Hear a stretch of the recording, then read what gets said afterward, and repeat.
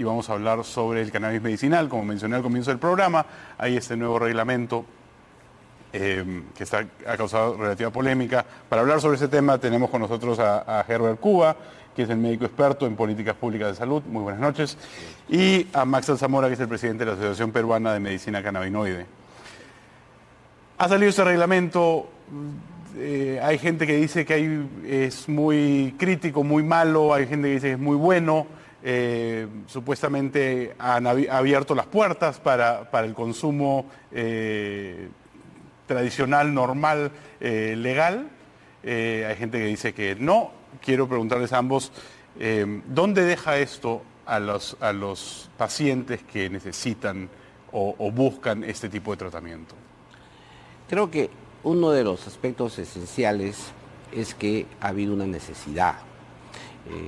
Como cualquier medicamento, se tiene que usar con racionalidad y tiene que usar de acuerdo a las necesidades de cada uno de los pacientes. Lo que ha pasado es que había un estigma totalmente negativo y que era en su totalidad. Entonces aquí la discusión amplia que se dio es que la gente, los científicos aportaban el conocimiento de que había más de 500 compuestos que tiene el cannabis y por lo tanto hay algunos compuestos que son importantes que tienen efecto terapéutico, en este caso es el componente CBD, ¿no? Pero también hay otros que tienen un mayor incidencia en el tema recreativo, ¿no? Como era el THC. Y por lo tanto lo que había que hacer, de alguna manera la discusión se centró en cómo hacer para que participe la industria farmacéutica de tal manera que fortalezca las bondades que tiene esta planta para el tratamiento de la gente y para disminuir el tema de la dependencia o el tema de la adicción. Este debate no se ha llevado a cabo. ¿Por qué? Porque se ha priorizado en la primera ley y en la segunda ley que se han dado, simplemente a tratar la planta como tal. O sea, la ley de cannabis medicinal es una ley del cannabis común y silvestre, o sea, no hay ninguna diferencia, porque al final lo que hace ya la población es, en función de la forma que lo use, determinará si es que es para uso terapéutico o no. Es el caso, por ejemplo, del oxígeno medicinal. Vamos a hacer una analogía. Cuando uno tiene el oxígeno medicinal, es un oxígeno que no tiene impurezas, que no es el oxígeno del medio común porque se ha extraído las impurezas, se ha concentrado más la cantidad de oxígeno al 93 o 99% y es el que se usa.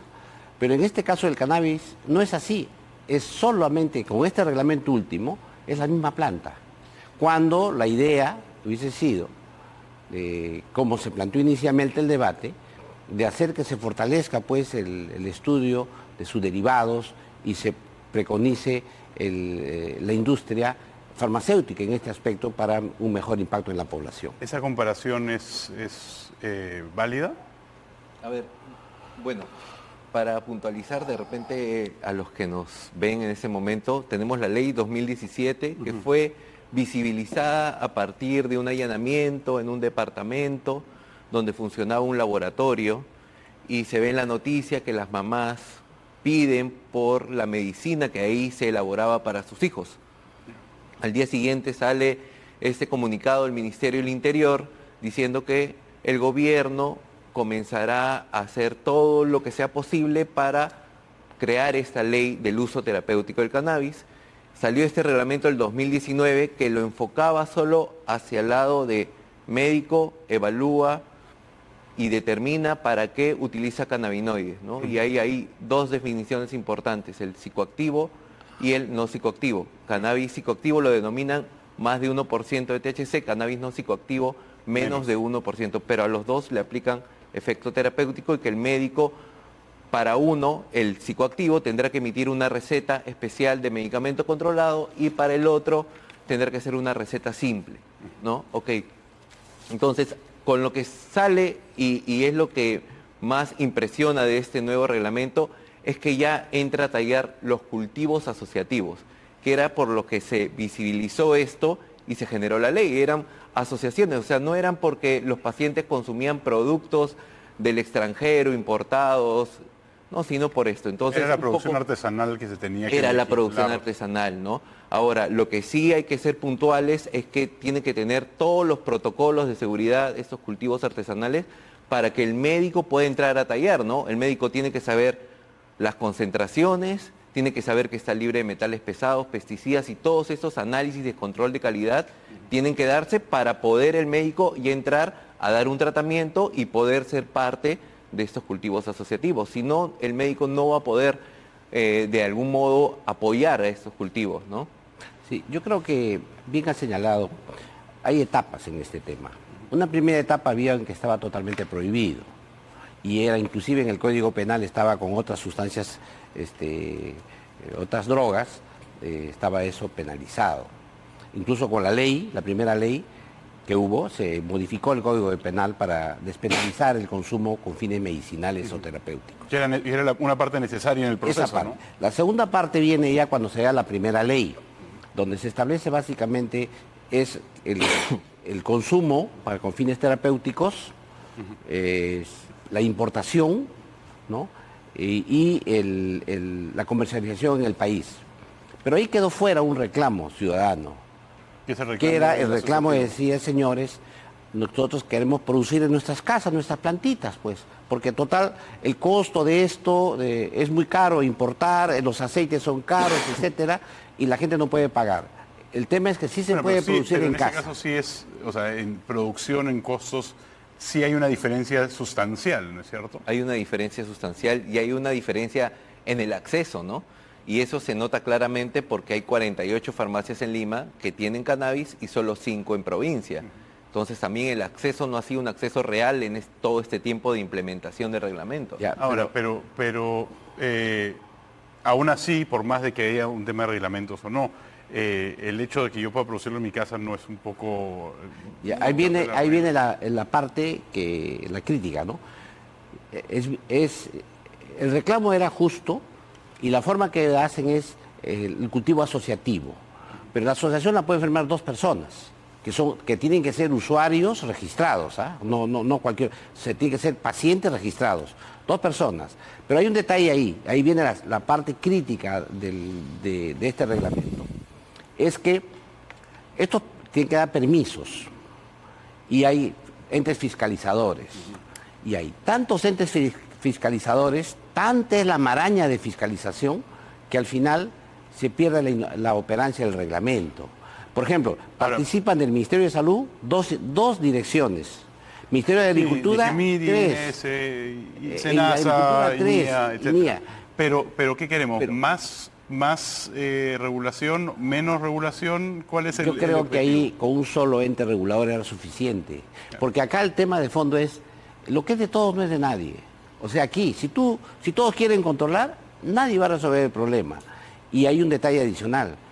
Una fiscalización por cada gobierno regional está bien, pero no que entreguen también la autorización sanitaria. Imagínese usted que para producir una aspirina en el Perú, cualquier región podría dar una autorización. Entonces la calidad sería diversa. Yo creo que las autorizaciones tienen que ser únicas, pero ya la fiscalización puede ser descentralizada. ¿Cómo podemos responder al argumento efectivamente de que las asociaciones de pacientes pueden ser 2 asociaciones, por más de que sean debidamente acreditadas y certificadas, y solamente son 2 personas que deciden juntarse y formar una asociación de pacientes? ¿Cómo podemos justificar esto como una manera de facilitar el proceso? O sea, en principio lo que se busca es economizar, ¿no? Porque un producto importado tiene un costo que no muchos pueden acceder. Y creo yo que también es parte de que no se haya implementado algo que sale en el reglamento anterior y que todavía no es vigente, que es que los seguros lo cubran. Creería yo que si el CIS, el Salud o el seguro privado lo viniera cubriendo, habría menos necesidad de la población de querer asociarse. Ahora, pero eso no supuestamente viene después en el proceso cuando las cosas están un poco más ordenadas. Ya el seguro encuentra la necesidad de... Es al contrario, es primero. ¿Por qué es primero? Porque tú lo que tienes que asegurar es el acceso de la población que la necesita. O sea, necesita que la población tenga poder de acceso. Es como poder de compra, tenga ese poder de acceso. Y lo único que te puede otorgar el poder de acceso es un seguro. ¿Por qué? Caso contrario, ¿qué ocurre? La población no accede a la que necesita y accede por otros medios gente que en realidad usa para otros fines. Porque ahí hay una competencia, finalmente hay una competencia.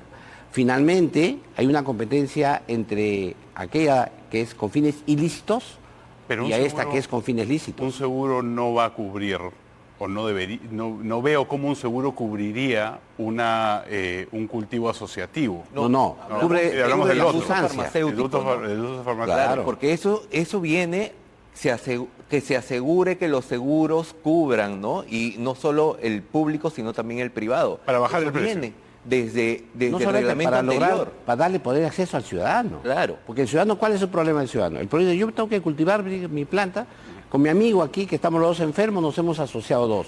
Si pone más gente, tampoco sería factible hacer una asociación, porque sería imposible juntar tanta gente para hacer una asociación.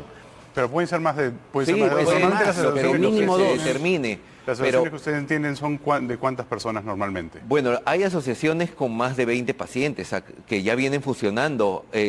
No están legalmente, pero vienen funcionando ellos, ¿no? Pero ahora el nuevo reglamento sí les dejaría poder asociarse, Tienen que registrarse formalizarse. Tienen que formalmente. formalizar, ¿no? Es una asociación privada. Al final ellos ponen sus reglas de juego internas en cuestión a costos, pero tienen que ir con todos los protocolos que van en ese reglamento, ¿no? Al inicio pusiste un problema que también es acuciante, es la discusión, si esto no abre la puerta al tema del incentivo del consumo de drogas en el país. Precisamente esta inestabilidad que hay, esta falta de involucrar a los seguros, a los proveedores de salud en el otorgamiento de este producto, hace precisamente que se genere toda una necesidad amplia y que finalmente pueda favorecerse el comercio ilegal.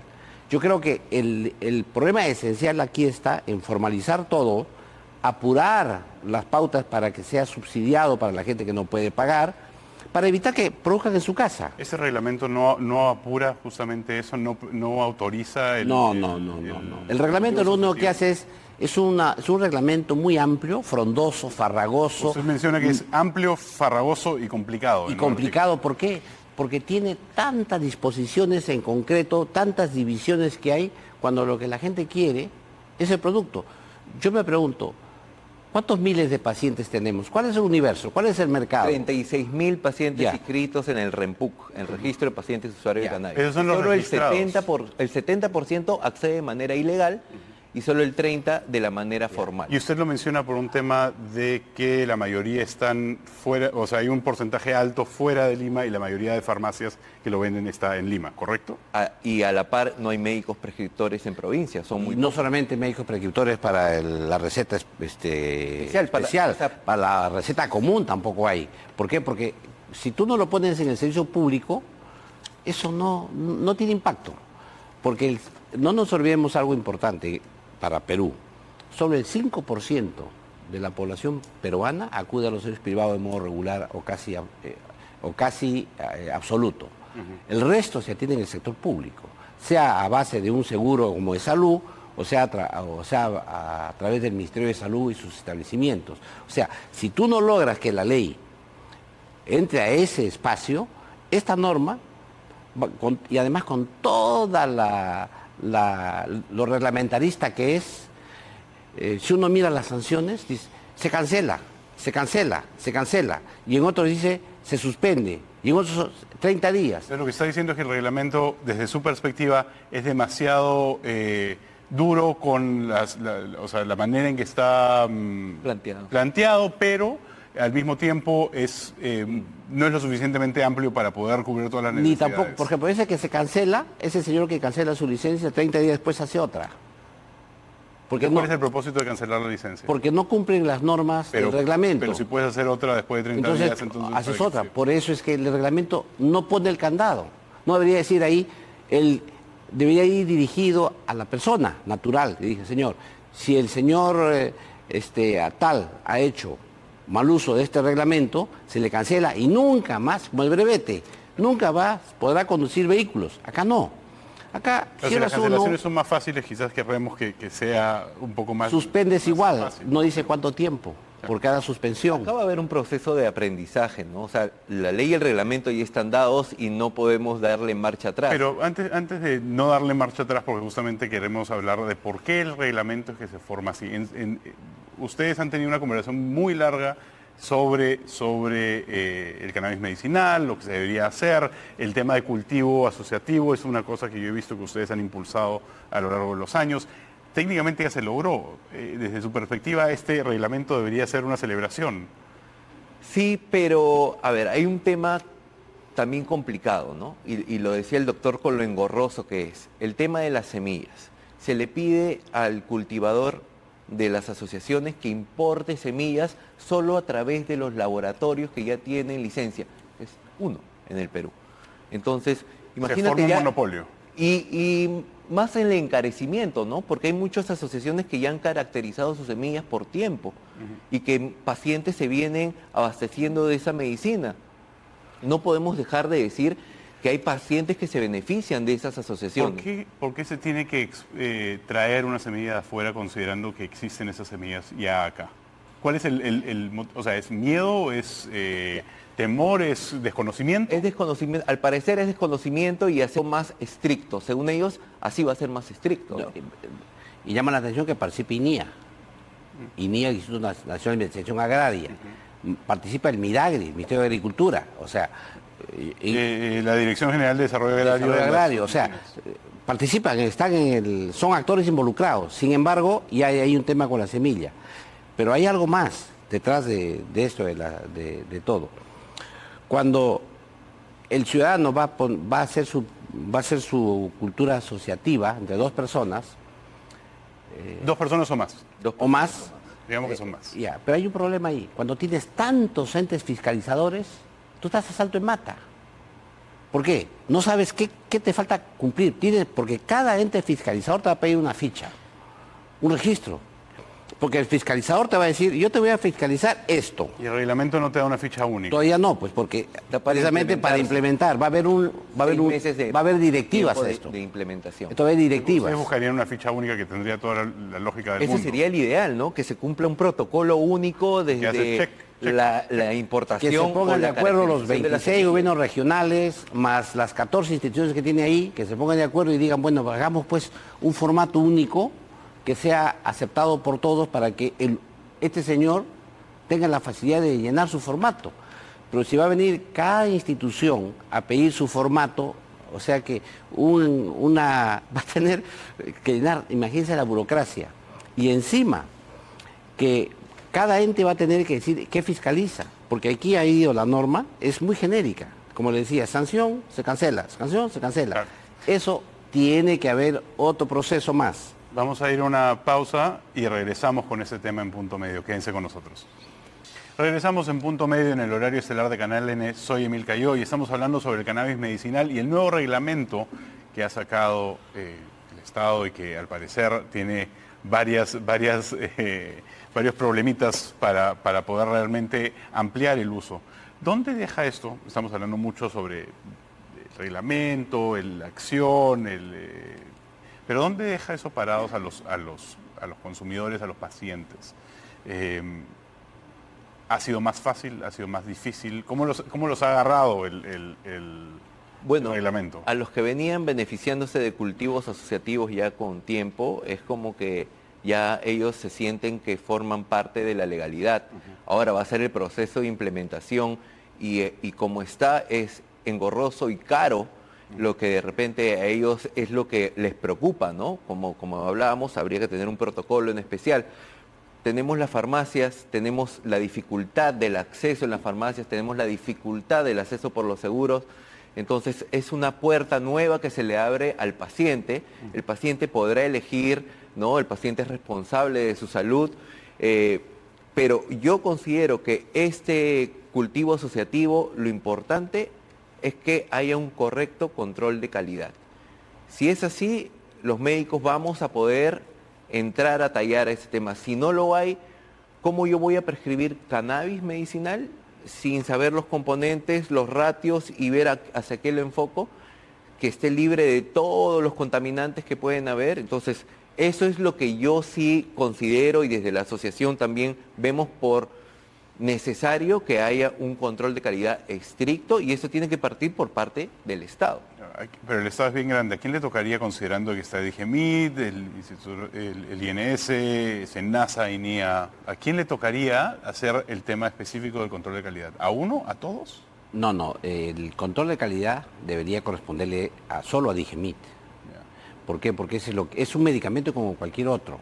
Lo que hay que tomar en cuenta es que todavía en este reglamento se le considera el cannabis terapéutico como un no medicamento, como una concesión, pero no el legítimo derecho que tiene un medicamento común y cualquier. Y ojo, hay medicamentos que se usan, como es la morfina, hay medicamentos que se usan psicotrópicos. Que son no solamente eso, son que se usan... Son adictivos. Y altamente adictivos. Altamente En los adictivos. primeros lugares. Se usa la cocaína, ¿no es cierto? También como medicamento, y así, y otras más. Sin embargo, en este caso, ha entrado como que tímidamente el producto, como medicamento, como terapia, y eso es un primer tema.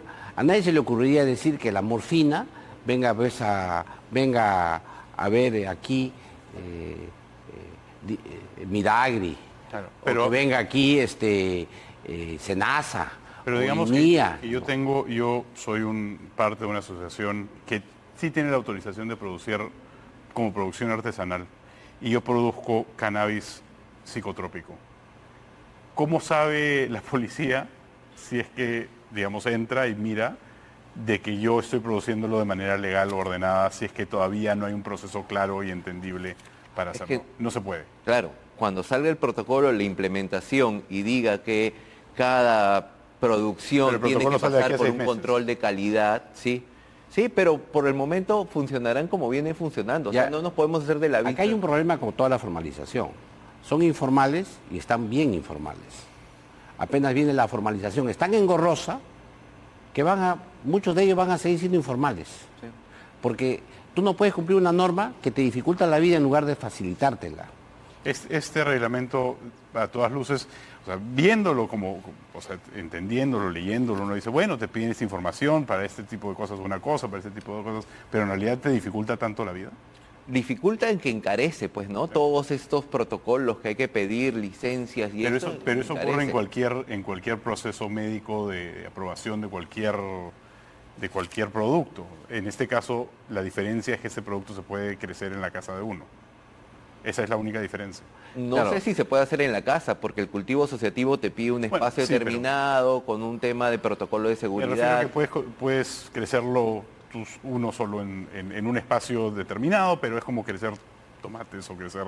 Se puede hacer en la casa de uno. Entonces, si esa es la única diferencia, ¿cómo haría el ente del Estado para realmente poder hacer una fiscalización y un control de calidad ordenado y fácil? ¿Qué sugerencias todo tener? Lo que se siembra tiene que tener un tema de pesado y auditoría y un correcto análisis y control de calidad, y a partir de eso las autoridades pueden ver qué es lo que se está usando en ese cultivo dependiendo de lo que haya prescrito el médico y las necesidades del paciente. Ya, pero hay un detalle ahí.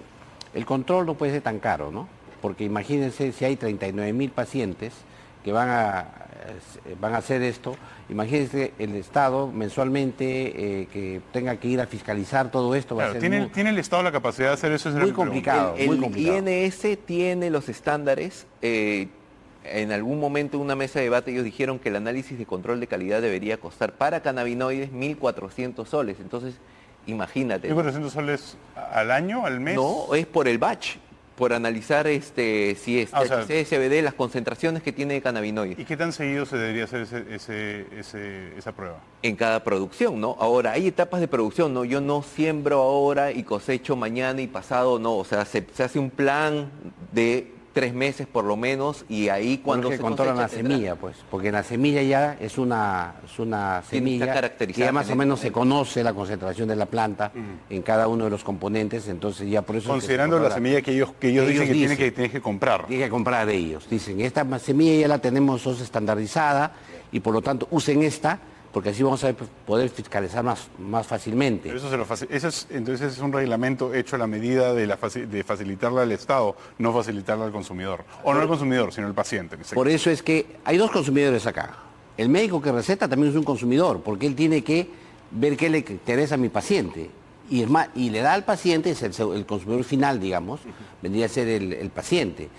Pero el médico es el que tiene que saber qué concentración tiene el producto, qué calidad tiene el producto, qué efectos puede causar en el paciente, cuál es la dosis que va a utilizar. Todo esto hay que saber el médico. Pero para que el médico sepa esto, necesita saber cómo se ha producido esa planta. Y esto es el tema de fondo. Entonces, la complicación que hay aquí en todo esto radica en que es un reglamento hecho por burócratas al interior de la burocracia estatal. Aquí quisiera preguntar quiénes son los padres de este reglamento, porque es un reglamento huérfano. Cuando uno pregunta en el Ministerio de Salud quién es el responsable de este reglamento, quién presidió el grupo de trabajo, quién fue el que llamó a todos los grupos involucrados. Llamó a todos los grupos involucrados. Ustedes mencionaban que durante el proceso de la primera ley... Ahí sí hubo amplia participación. Fue el reglamento que se promulgó en febrero del año 2019, que quedó listo en la gestión que salía, que fue el 2018, que fue la ex ministra Silvia Pesá, y entró la siguiente ministra, que fue la ministra Zulema Thomas. Ahí se publicó inmediatamente. Pero ese tuvo amplia participación social, ¿no? Ahí fue que también se detectó algunos aspectos que deberían ampliarse en la ley. Como el tema del cultivo asociativo.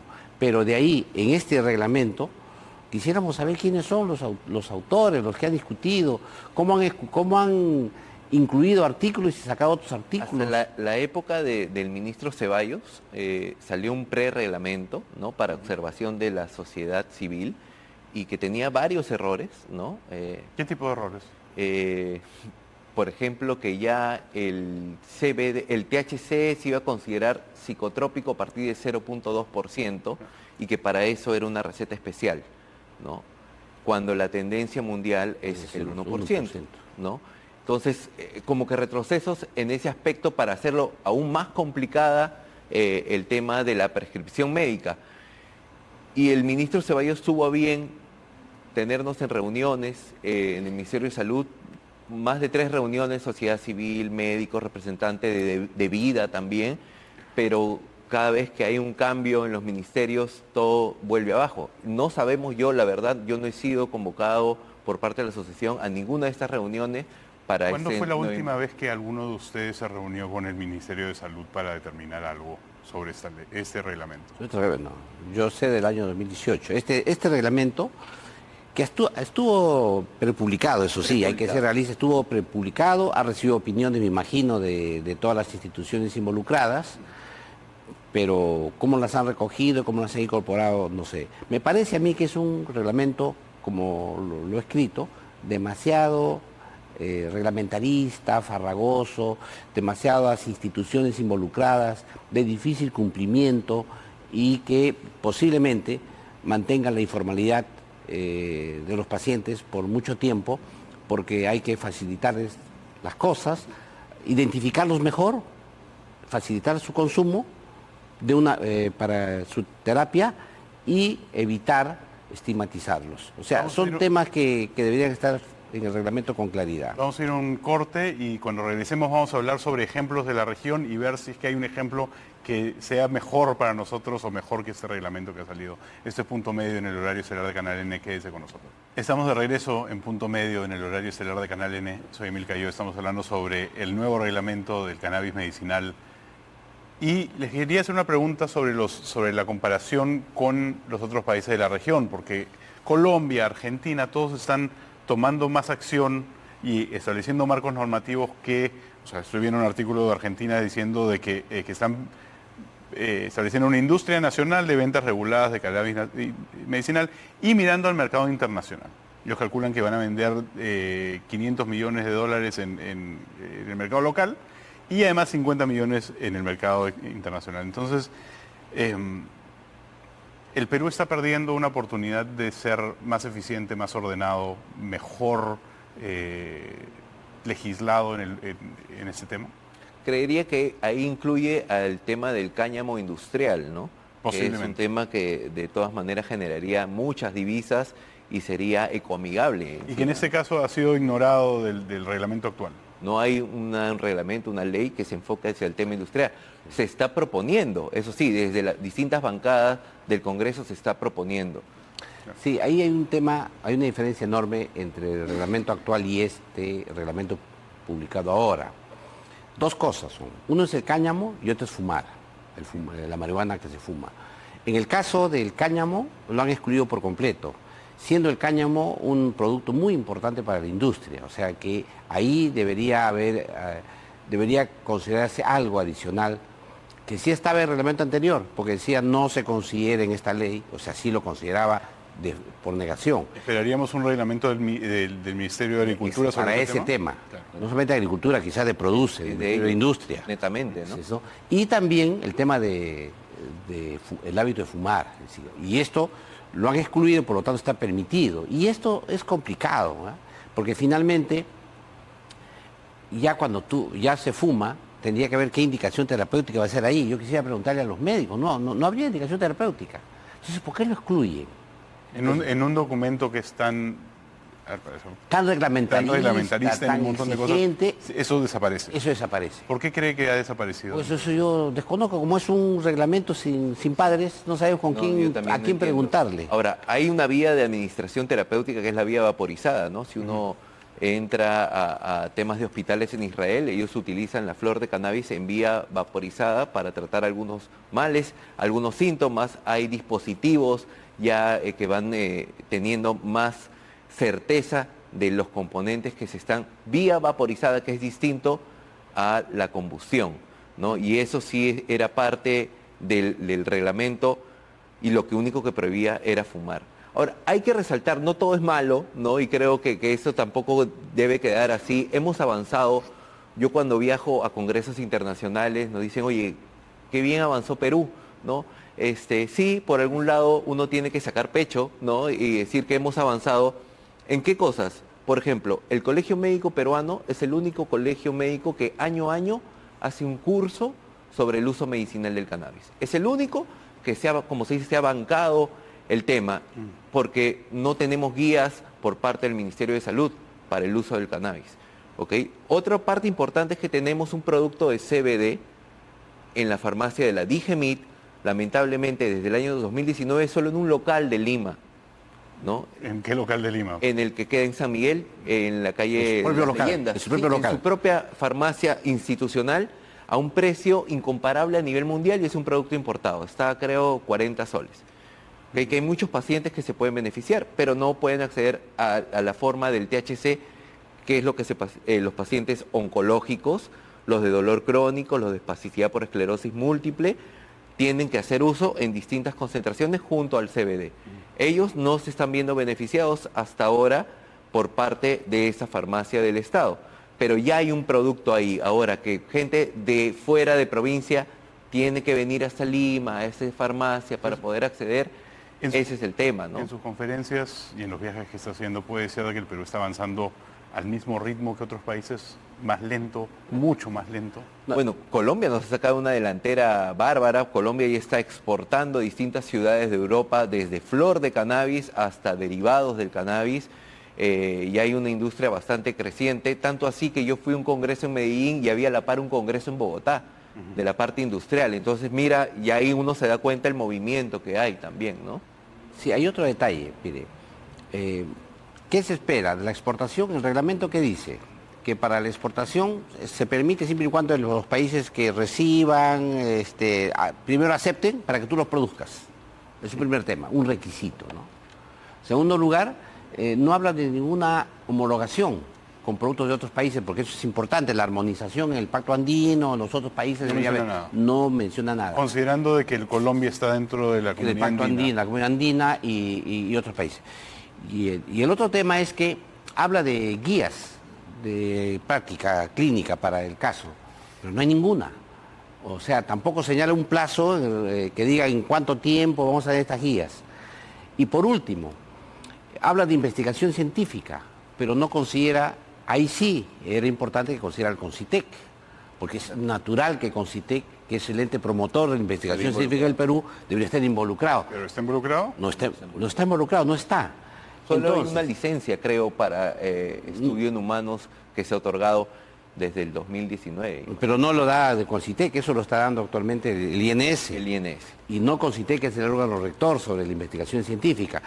Solamente deja la libre iniciativa de las universidades o de grupos individuales que quieran, pero le quitas esa política pública, que es la investigación científica, que debería, en este tema concreto, tomarse en cuenta. Ahora, Ha sido una omisión, bueno, como mencionaba que ese es un reglamento huérfano, se vuelve más complicada esa pregunta, pero ¿usted cree una omisión intencional o no tan intencional? yo creo que hay falta de... ellos, los que han hecho este reglamento, este segundo reglamento, creo que lo han hecho con la convicción de que están cumpliendo con un deseo de la gente, pero no están convencidos de las bondades terapéuticas del producto.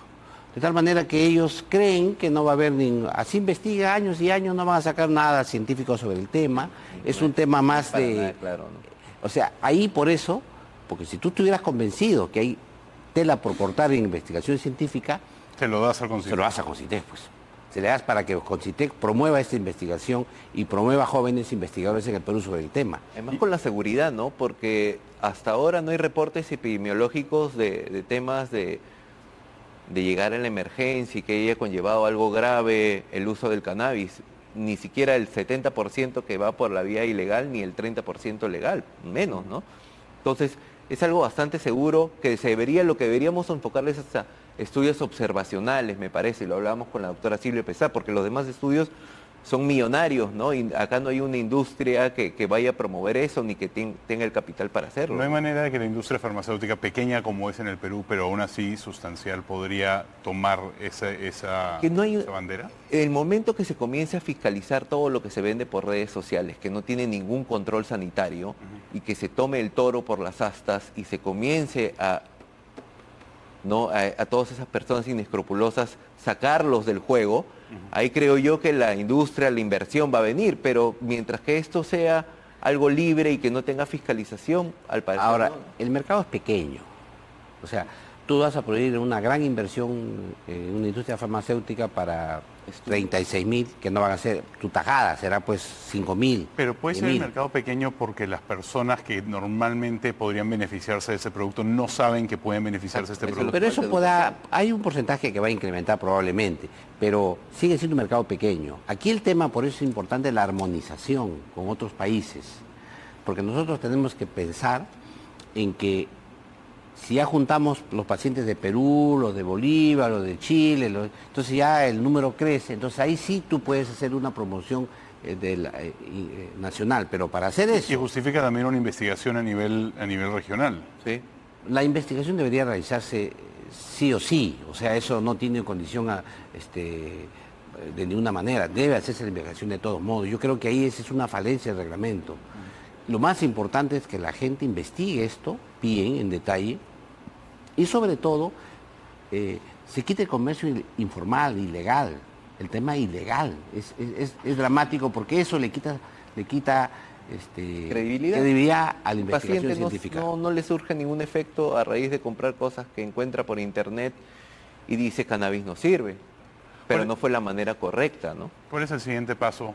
Ya que si bien en 6 meses sale la manera en que se debería implementar esto, ¿cómo van a estar desde ambos grupos su actuación hacia el MINSA o hacia las entidades rectoras de este reglamento? Bueno, yo creo por el lado de la asociación nosotros seguimos avanzando, nosotros promovemos educación con base científica. Felizmente, como te digo, el Colegio Médico del Perú, ahora el 17 es el simposio y el 23, 24, 25 es el curso nacional. Por nuestro lado estamos haciendo una campaña descentralizadora, ya estuvimos en Arequipa en el mes de febrero, ahora este miércoles nos vamos a Piura, le hemos llamado Educan 2023, en Arequipa tuvimos 38 médicos queriéndose capacitar, ¿no? Esto hemos hecho en colaboración con un laboratorio Neuromedici Estados Unidos, que nos ha brindado la facilidad de poder llegar. Vamos a ir a 6 provincias, y estamos en Arequipa, Piura, Trujillo, Huancayo, Cusco y vamos a finalizar en Tarapoto. Entonces, educación, tanto para el profesional de la salud con base científica como el paciente, hasta dónde esto lo puede beneficiar es lo que falta y la sociedad civil se tiene que hacer cargo por el momento. Yo creo que lo que tenemos que hacer ahora nosotros es que el gobierno cumpla sus plazos, elabore sus directivas, elabore sus protocolos, se golpee contra la pared cuando sepa que su reglamento tiene dificultades y tenga la suficiente hidalguía para que corrija con la opinión de la gente. Pero lo más importante de todo es que combata la informalidad de esto, de tal manera que el efecto que se tiene con esta política pública redunde en la salud de la población. Pero si dejamos que lo hagan como lo están haciendo, a puerta cerrada, con toda seguridad que esto quizás no salga. Porque no podemos acompañar, no podrían acompañar al gobierno antes de que se tenga que golpear la cabeza contra la pared y darse cuenta del error o de la dificultad.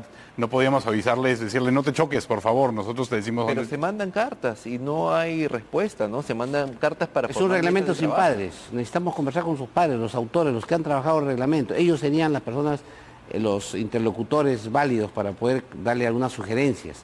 Porque aquí ya no es un tema político, es un tema muy técnico. Muy técnico, es una intervención social que requiere recibir el aporte de la misma población, del usuario, y tomar en cuenta la diversidad geográfica del país. Porque el Perú tiene una diversidad no solamente geográfica, sino de culturas, de etnia, de costumbres, de forma de cómo perciben la enfermedad cada población. Entonces, eso requiere mucho trabajo y no creo yo que lo vayan a hacer solo en 6 meses. Pero si no estamos detrás en los plazos, quizá eso no se logre implementar.